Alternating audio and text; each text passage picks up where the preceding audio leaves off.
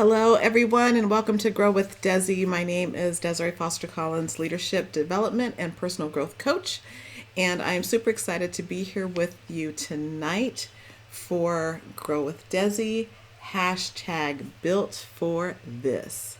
So, if this is your first time coming and joining me, welcome. Thank you so much for joining me. This live stream is sponsored by the Girl Ask Me Anything community. We have an amazing community of women here on Facebook in the Girl Ask Me Anything community. And they are women who are determined to live, love, lead, live by excellence, live by their principles, hold each other up. It's a place where nobody gets left behind. So I invite you, if you are a woman and you would love to be in a community of women who support and uplift and uphold, come join us in the Girl Ask Me Anything community. You can find the link right there on the screen. So for Built for This tonight, the topic that I want to touch on is called move. More like, all those exclamation points, like more like move, right? So let's talk about move. I love shoes. As a matter of fact, it's a really abundant love of shoes. I'm even embarrassed to say that at one point I probably had over 100 pair of shoes. I mean, you talk about, you had the hot mama pumps, you had, the kitten heels, you had the flats, you got the tennis shoes, you got the, the work shoes, the work heels, you name it. I had the stilettos. I didn't have any red bottoms, but anyway, but I loved shoes, sandals, you name it. I loved them. And my love for shoes, I loved the way that I felt in them. I loved the way that I could coordinate, everything that I wanted with different outfits. I love the fact that I just love shoes. And when I was thinking about what I wanted to share tonight, yes, Charisse, it was more of an obsession. It really was. It was bad. It was really, really bad. I'm not that bad. I'm okay, I'm not quite as bad as I once was. But if we go shopping, shoes and purses, forget the clothes, shoes and purses. Anyway, I know somebody out there relates to me. I know someone does. Hey, Melanie. Hey, Terry. Hey, Jocelyn. Cherise. So as I was thinking about what I wanted to share with you tonight and thinking of what it means to become, to be brave and how we can show up bravely. And thinking about all the things that are happening in our world today. We're at a point in this life where we don't have much of a choice but to stop flapping our lips and to move our feet. We need to move our feet. The best way that you and I can be in service to God and to our fellow man is not with talk, but with action. As a matter of fact, the truest way to glorify God with your feet is to lead. I don't care if you're wearing whatever you're wearing, we have to move our feet.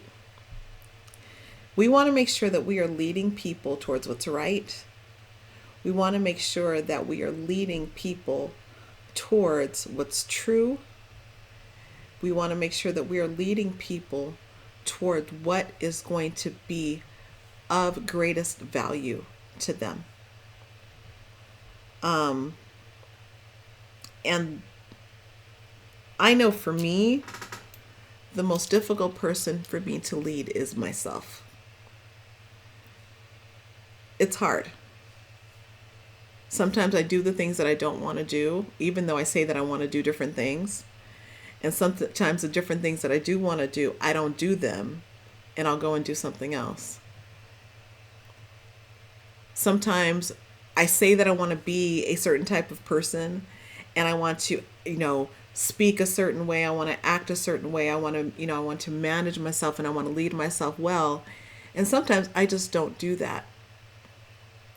It's a very intentional act to know where you are and to say, you know what, I'm going to be different. I'm going to do something different. I'm going to move differently.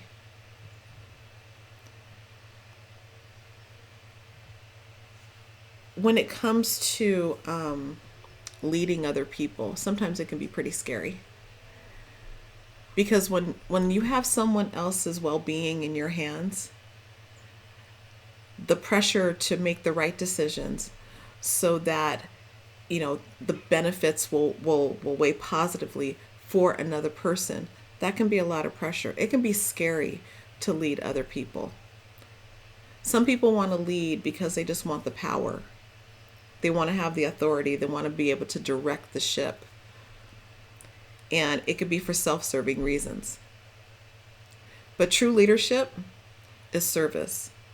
And in the space that we're in this world, we can do a whole lot of talking, but what's going to make the difference is us moving our feet. What's going to make the difference is us leading from where we are. It doesn't take much, but it does take something. And it's going to take each and every one of us to be brave, to lead where we are. You don't have to be on a grand scale. You don't have to be out front shouting. You don't have to be, a keyboard warrior and, constantly posting your thoughts and all of that. How are you going to make a difference in the life of another person? By moving your feet. What are some of the things that you can do right now that's going to help make the difference in the life of somebody else? Talk is cheap, man. Talk is cheap. I saw this video today where this young lady, I think her dad had just come home from work, and he was frustrated about like all the protests and things that are going on.